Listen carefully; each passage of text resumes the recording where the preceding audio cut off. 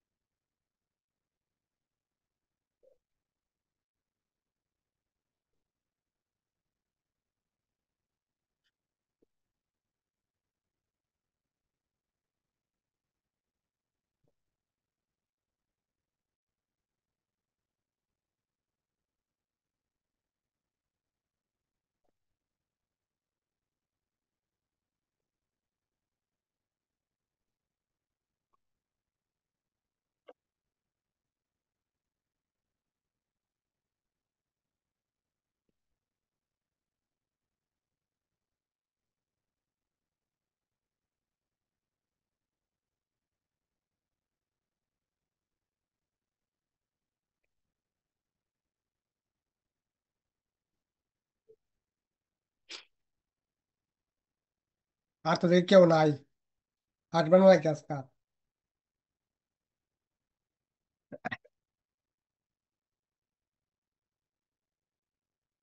হ্যাঁ দাদা, খারাপ এই জন্য মনে হয় কেউ আসেনি। হুম।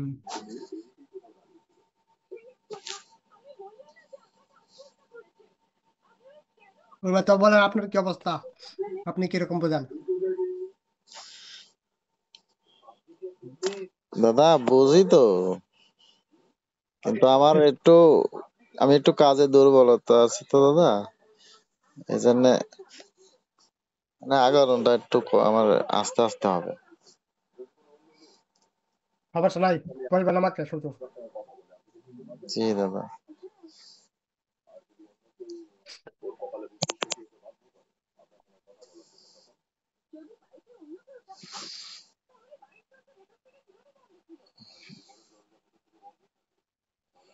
দাদা সকালে কি সফটওয়্যার ক্লাস করান দাদা? সকালে করা রাত্রে করাই কেন? দাদা আমাদের এই ক্লাসটা আর কতদিন চলবে হার্ডওয়্যারের? আর সময় লাগবে?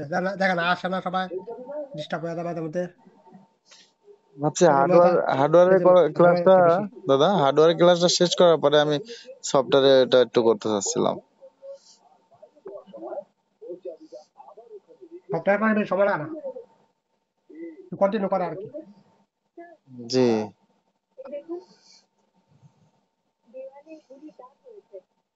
আমি তো ভাবছি সপ্তাহে মানে আপনি কেউ কেউ আছে দেখবেন সপ্তাহে ভালো ভালো বুঝে, সপ্তাহে ভালো পারে। আবার কেউ কেউ আছে দেখবেন যে হার্ডওয়্যার ভালো বোঝে। হার্ডওয়্যার ভালো পারে। হ্যাঁ হ্যাঁ, জি জি। আছে।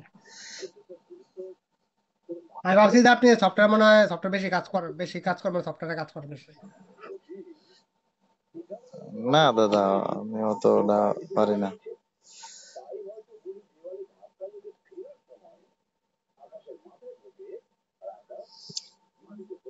সফটওয়্যারের কাজ আমাকে শিখতে হবে দাদা। তবে হার্ডওয়্যারে আরো কিছু মানে নলেজ নেওয়ার পর গান আমি ওর বিষয়ে আগাবো। জি জি জি, বুঝেন তো নাকি কিছু কিছু? আপনি যেগুলো বলেন দাদা ওগুলো তো বুঝতে পারি, সমস্যা নাই। Good. আপনি তো প্রথম থেকেই আমাকে বলেন যে বুঝেন, তো সমস্যা নেই। জি দাদা।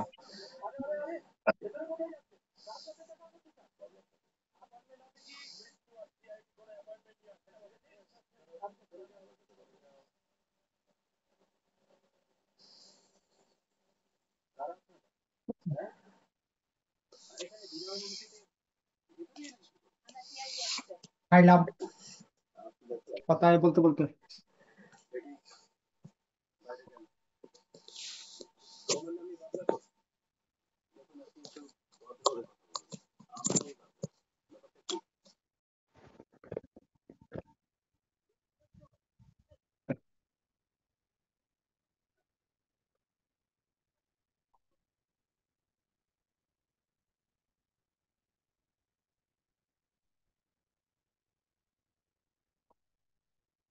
এই গ্রুপ ক্লাস থেকে সিঙ্গেল ক্লাস করানো অনেক ভালো।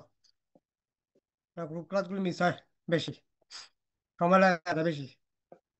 সিঙ্গেল সিঙ্গেল হ্যাঁ ক্লাস দাদা করার বলুন। আগে এটি ভালো ছিল।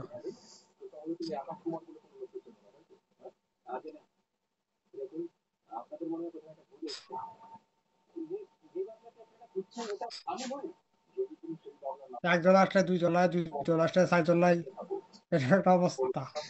আর একটা সমস্যা দাদা, সেটা হচ্ছে হুম, ক্লাসের সময় ওই যে সলিউশন গুলা আলোচনা করেন, আবার ওই অনেকদিন ক্লাস মিস আমার হয়ে যায়। নষ্ট, জি দাদা এই অনেকদিন মিস হয়েছে। এই জিনিসটা না করে দেবো আমি। এটা না করলে ভালো হবে দাদা, এমনি ক্লাস পিছাই যাচ্ছে, মানে অনেক সময় লেগে যাচ্ছে সবারই। সলিউশনটা অন্য টাইমে মানে ইয়া করবেন, ডিসকাস করবেন। মানে প্রতিদিন হলে তো সমস্যা দাদা, হঠাৎ এক দিন হলে অসুবিধা হয় না। তাকাইতে পারি না, না ক্লাস মিস হয়।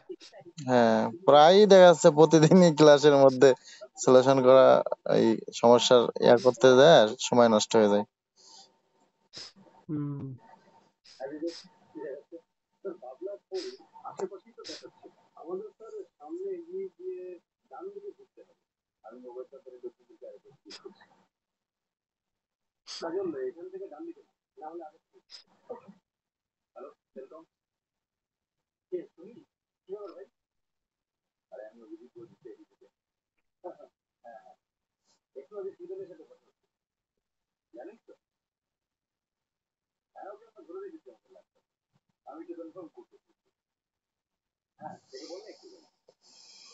আর আমাকে তো বললাম বলে দিতে পারি, যে কোনো টাইম বললাম বলে দিতে পারি, কোনো সমস্যা নেই। কিন্তু ক্লাসের মধ্যে এইগুলি সমস্যা নিয়ে কথা বললে সময় নষ্ট হয়ে যায় অনেকটা। কারণ স্যার আমাকে কোনো জি বলেন। ভীষণ টুডা তো স্যার টেম্পারেচার হাই করো হয়েছি না। টেম্পারেচার টু হাই, জি স্যার। এটা আবার থার্মাল সার্কিট আছে, দেখেন একটু ভালো করে। আইটোটাইটের মধ্যে দুই তিনটা থার্মাল সার্কিট থাকে, ওইগুলি চেক করে দেখেন। ভীষণ টু।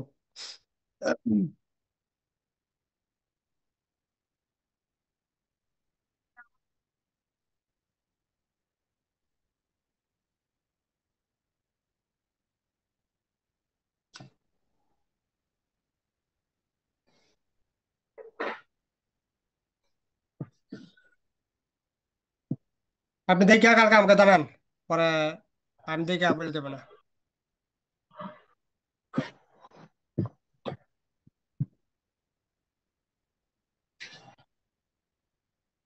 ভুলটা আছে কি থার্মাল লাইনের মধ্যে? জি স্যার। ওই ব্যাটারি লাগালে কি ভুলটা থাকে না, জিরো হয়ে যায় একবারে? ব্যাটারি লাগাইলে ভোল্টেজ আসে, কত? ডিভাইড হয় কত হয়? 26 26। ব্যাটারির ভিতরে রেজিস্টার কত আছে থার্মাল লাইনের মধ্যে? 10K ব্যাটারির ভিতরে একটা। এটা তো দেখছি না স্যার। এটা দেখান তো একবার, ব্যাটারির ভিতরটা কত আছে।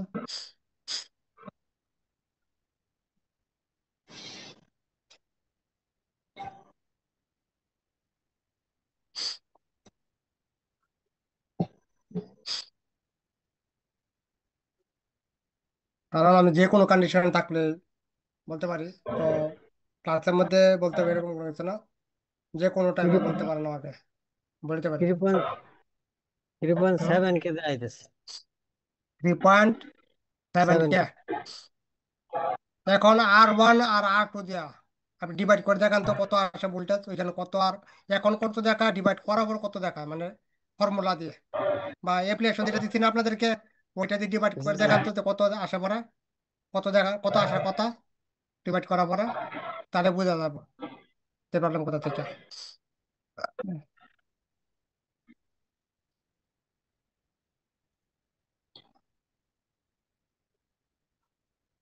তো এখান থেকে আমাদের যেখানে ছিলাম ওইখানে চলে যাবে, পোকো F3।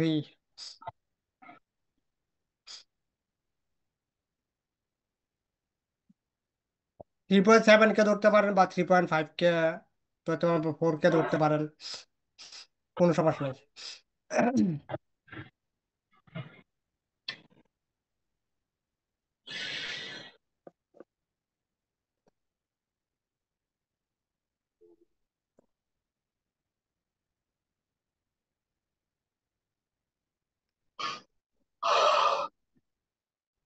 এখান থেকে পাওয়ার আছে কোনটা আছে এখানে,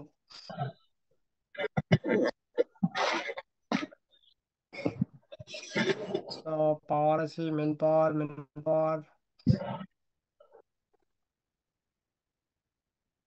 তো দেখে এটা কি পাওয়ার আছে, এটাই মেন পাওয়ার হতে পারে।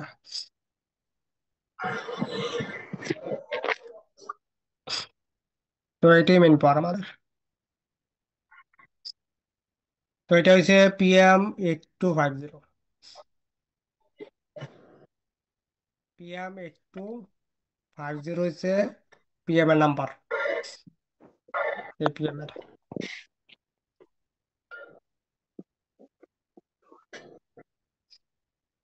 তো এই পিএম থেকে থেকে কি কি ভোল্টেজ আউটপুট হয়, তো এটা হচ্ছে আমাদের বাক কনভার্টার সার্কিট, এই পিএমএস এর।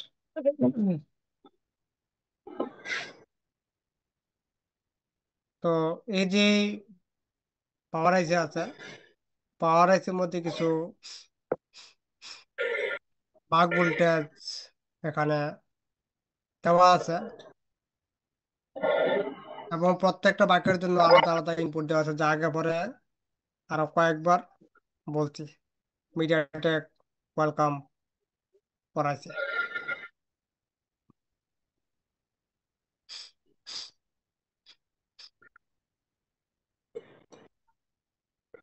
তো আমাদের এখানে S1 যে আছে, এখানে লেখা আছে বিডিডি S1, 9 নাম্বার 18 নাম্বার বল। পিপিএইচ পাওয়ার দেওয়া আছে এখানে 9 নাম্বার আর 18 নাম্বার বলের মধ্যে। এবং 37 নাম্বার আর 47 নাম্বার যে বল আছে, ওইটা হচ্ছে গ্রাউন্ড, নেগেটিভ।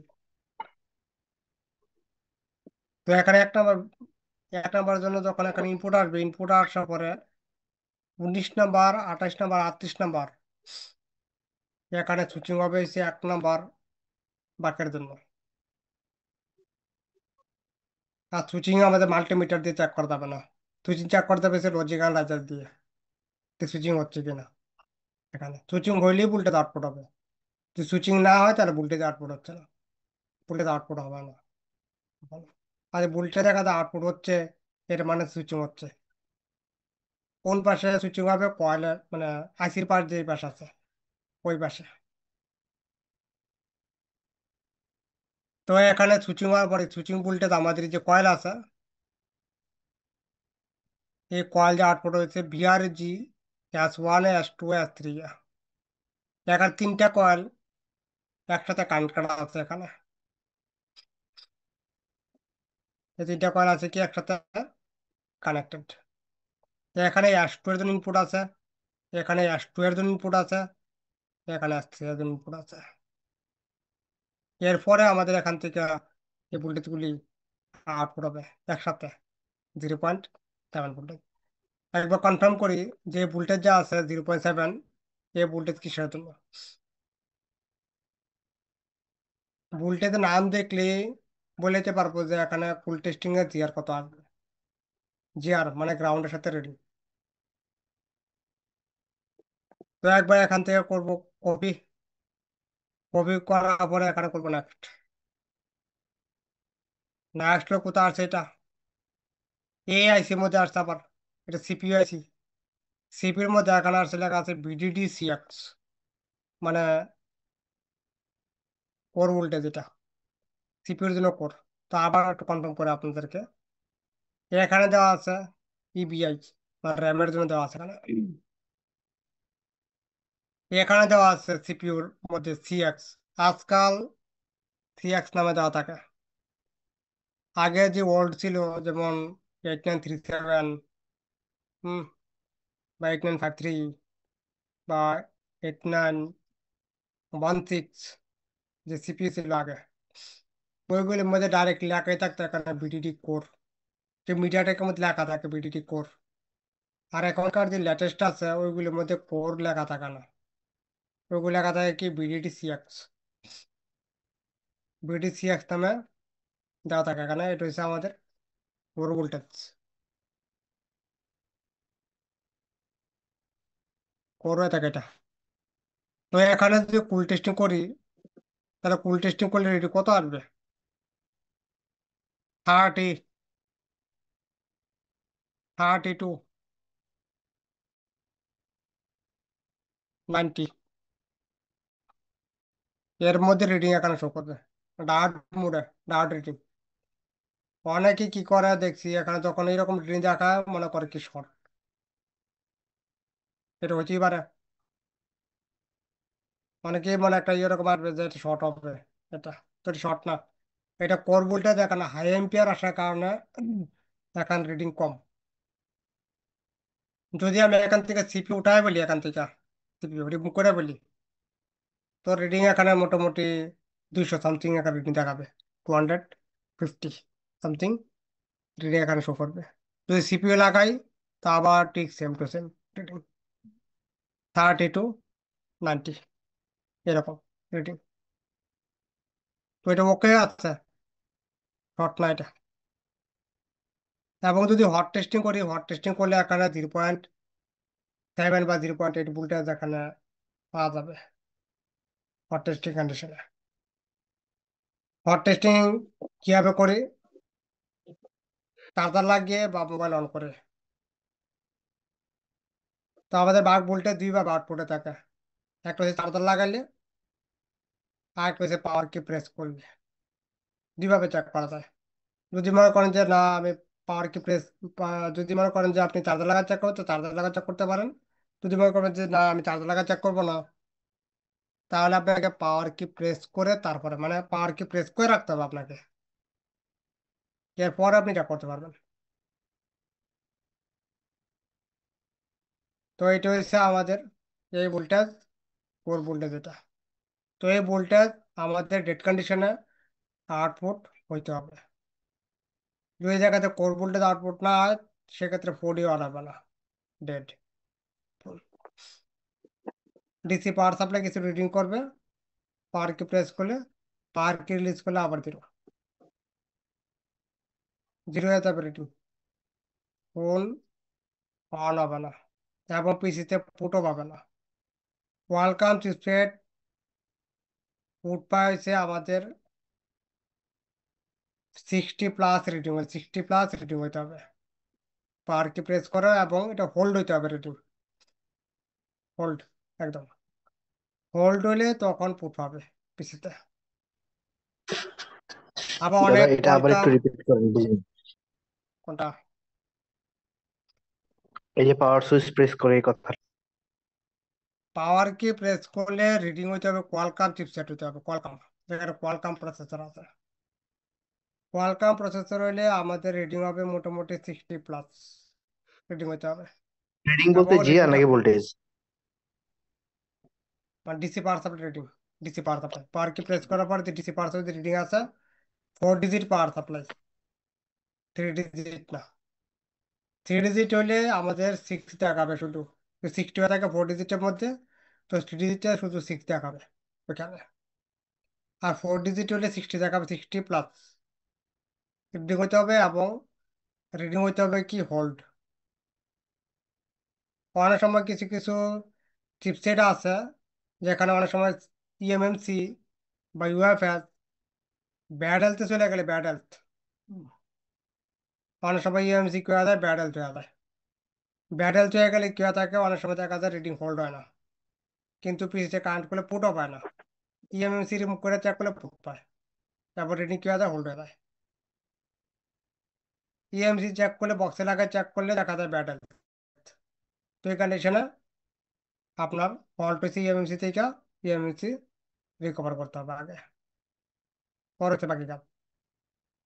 তো সেক্ষেত্রে আমাদের 60+ যদি রিডিং হয়ে থাকে, তো এবং হোল্ড হইতে হবে রিডিং, হোল্ড, হোল্ড রিডিং।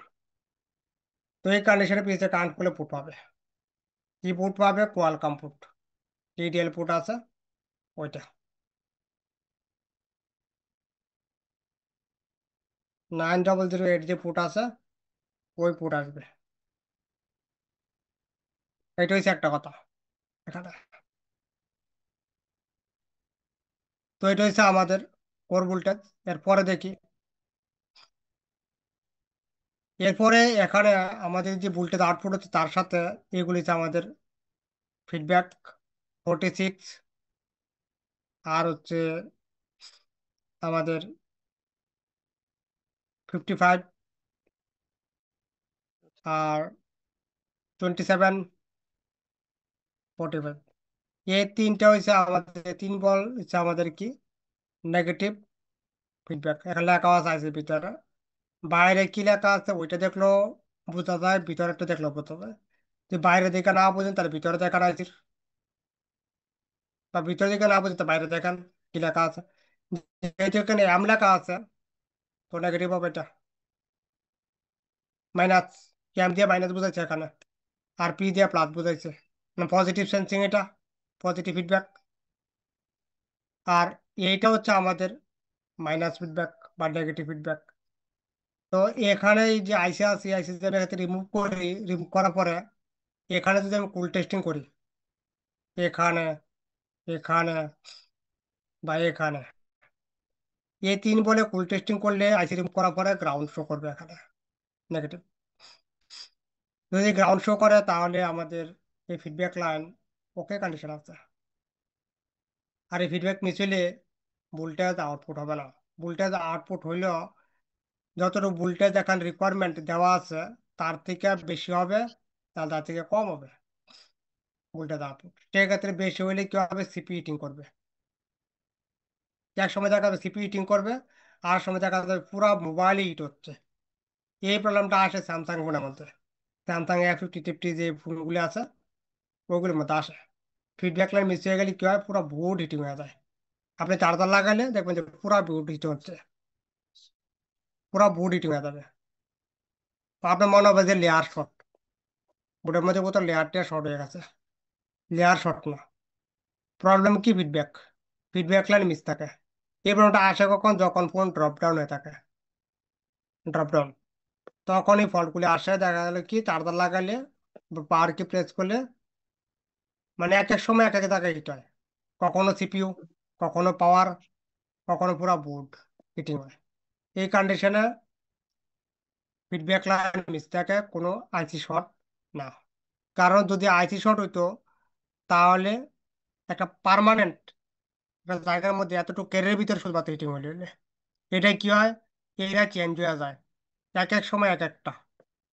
তো সেক্ষেত্রে তো বলতে পারি না যে এই জায়গা থেকে ফল্ট।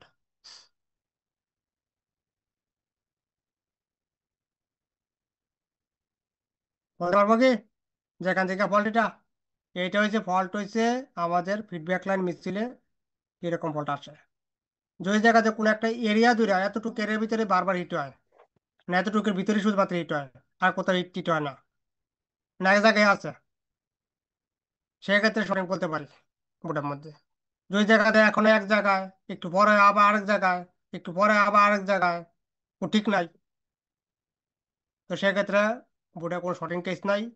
বোর্ডের মধ্যে যে আমাদের ফিডব্যাক লাইন আছে, ওই ফিডব্যাক লাইন থেকে ফল্ট আছে। কাজের কিছু লজিক আছে, লজিক যদি কাজ করেন তাহলে কাজ কম সময়ে কোয়ালিফাইড হবে।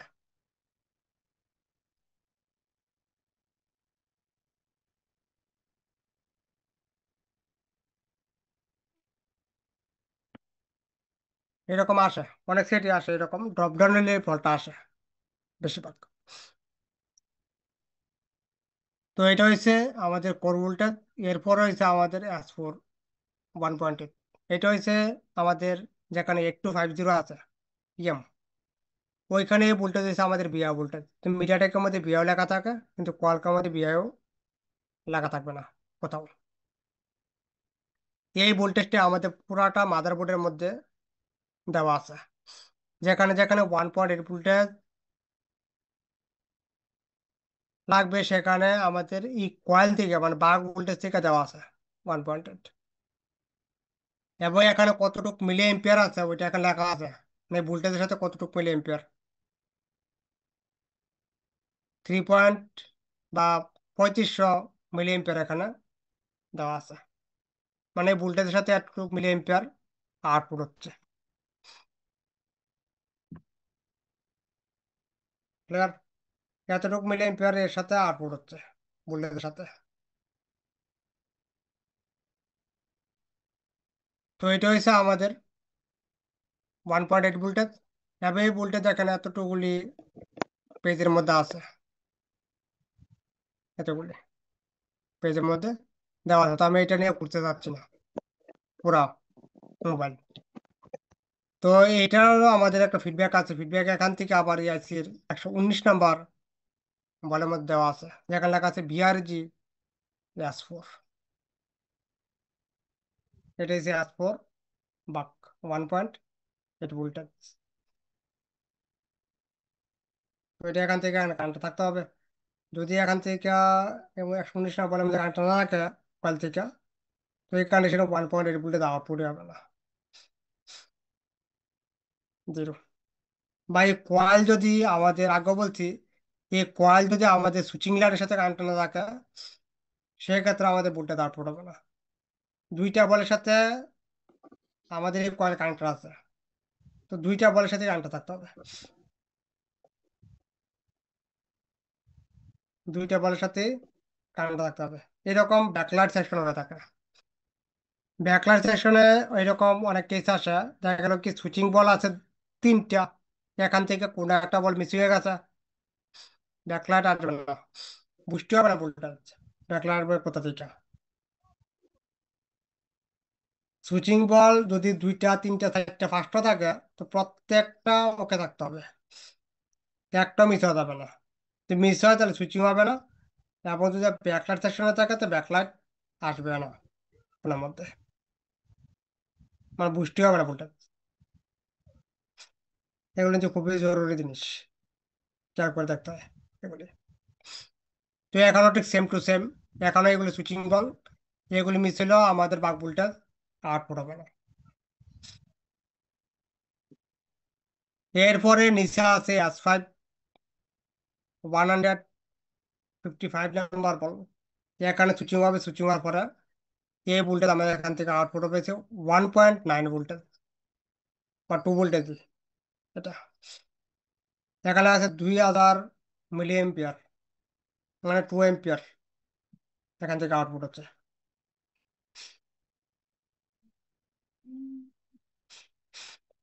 তো এখান থেকে করবো এটা কপি, কপি করার পর দেখবো এই ভোল্টেজ কোথায় গেছে। তো এই ভোল্টেজ আমাদের যে আইসি থেকে আউটপুট হচ্ছে ওই আইসির মধ্যে আবার এখানে ইনপুট হচ্ছে 31 নাম্বার বলের মধ্যে, যেখানে লেখা আছে বিডিডি L7, L12, L14 আর L15। তো এখানে এই ভোল্টেজ ইনপুট হয়েছে কিসের জন্য? এলডোর ইনপুট হিসাবে। এল মানে এলডু, যা আমি আগে বলছি, যখন 8150 পড়াইছি তখন বলছি। এখানে এলডোর জন্য ভোল্টেজ ইনপুট হয়েছে 2.9 ভোল্টেজ, মানে সরি 1.9 ভোল্টেজ, 2 ভোল্টেজ এখানে। এরপরে আমাদের এই পাশ থেকে যে এলডু আছে 7, 12, 14, 15, এগুলি এই পাশ থেকে আউটপুট হবে আমাদের। এখন প্রত্যেকটা এলডি ভোল্টেজের সাথে কতটুকু মিলি এম্পিয়ার আউটপুট হচ্ছে তা এখানে দেওয়া আছে। এখানে 600 মিলি এম্পিয়ার, 1200 মিলি এম্পিয়ার, 600, 1200, 300, 150, 300, 600, এরকম আর মিলি এম্পিয়ার ভোল্টেজের সাথে কিছু এম্পিয়ার আউটপুট হচ্ছে। এম্পিয়ার আউটপুট হওয়ার কারণ কি? কারণ যখন লোড পড়বে তখন যেন ভোল্টেজ ড্রপ না হয়। ঠিক আছে? তো এই ভোল্টেজ কোনো না কোনো একটা সেকশনে যাচ্ছে, তো সেই সেকশন যখন চলবে, যখন ইউজ করবে ইউজার, যদি এম্পিয়ার না থাকে তাহলে কি হয়ে যাবে? ভোল্টেজ ড্রপ হয়ে যাবে সেক্ষেত্রে। তো ড্রপ হয়ে গেলে কি করবে না, এই সেকশন কাজই করবে না, বন্ধ হয়ে যাবে এই সেকশন। তো ভোল্টেজ যেন ড্রপ না করে সেক্ষেত্রে এখানে কিছু মিলি এম্পিয়ার দেওয়া আছে, কিছু এম্পিয়ার দেওয়া আছে এখানে, ভোল্টেজ ড্রপ না করে লোড পড়ার পরে। এই জন্য এখানে কিছু এম্পিয়ার প্রয়োজন। তো এইগুলো হচ্ছে আমাদের ইনপুট। 31 না বলে ইনপুট দেওয়া আছে 2 ভোল্টেজ। এরপরে আমাদের এই 4টা এলডু এই আইসির ভিতর থেকে অ্যাক্টিভেট হবে এটা।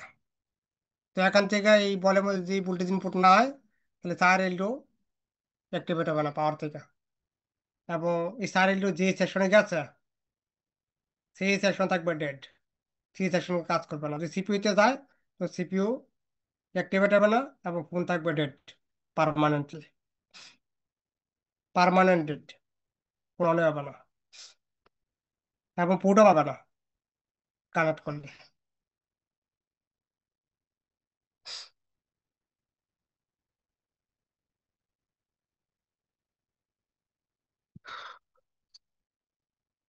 টাইমও শেষ, কিছু বলার থাকলে বলতে পারেন, 2-3 মিনিট সবাই আছে।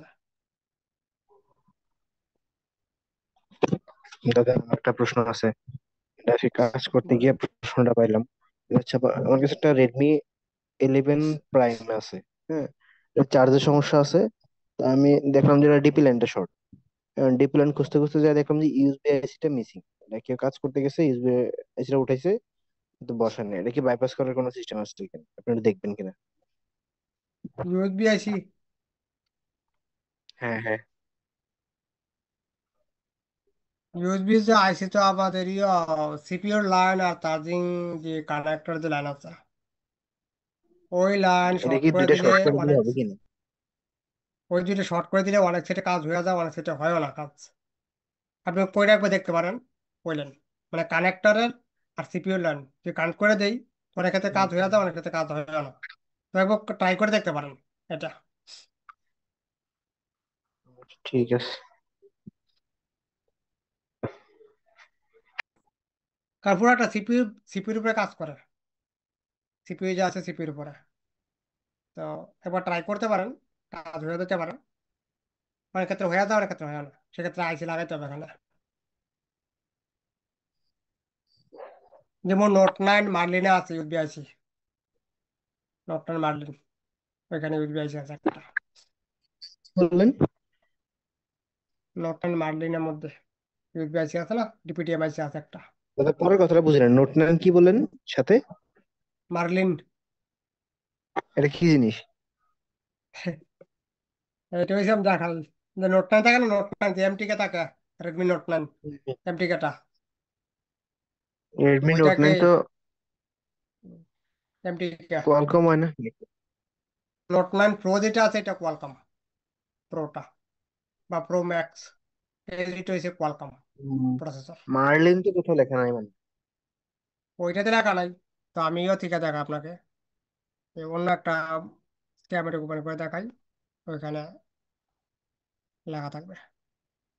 আমি যখন গুগল থেকে স্ক্যামেটিক ডাউনলোড করতাম, তখন আমার মোবাইল তো অনেক স্ক্যামেটিক আছে, তো এগুলি এখানে দেখানোর প্রয়োজন পড়ে না, কারণ অল দেখা হয়ে গেছে। তারপরে ক্লাস করাই, দেখি আবার, সেই জন্য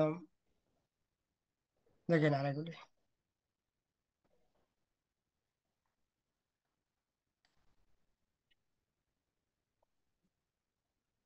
কারণ ক্লাস করে মানে আপনাদের থেকে বেশি ইয়ে হয়েছে আমার, এই জন্য একবার সেভ হয়ে যায় মাথার মধ্যে।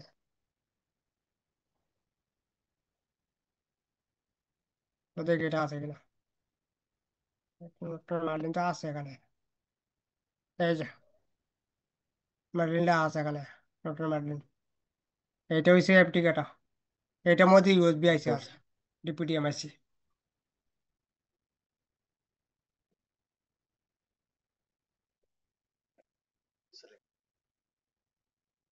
আমার একটাই কত হাজার বা যে ইয়ে হয়েছে, রিভিশন হয়েছে, কোন ঠিক নাই। তার মনে থাকবে না তো কার মনে থাকবে।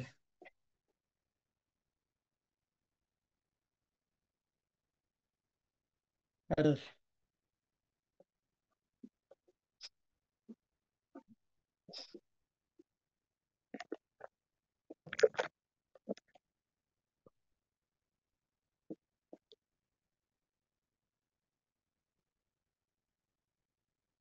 ঠিক আছে তাহলে, হ্যাঁ। আগে ক্লাস করবে কি সকালে অন্ত ভাই? চলে গেছে নাকি? জি দাদা, করবো করবো। আচ্ছা ঠিক আছে, ওকে।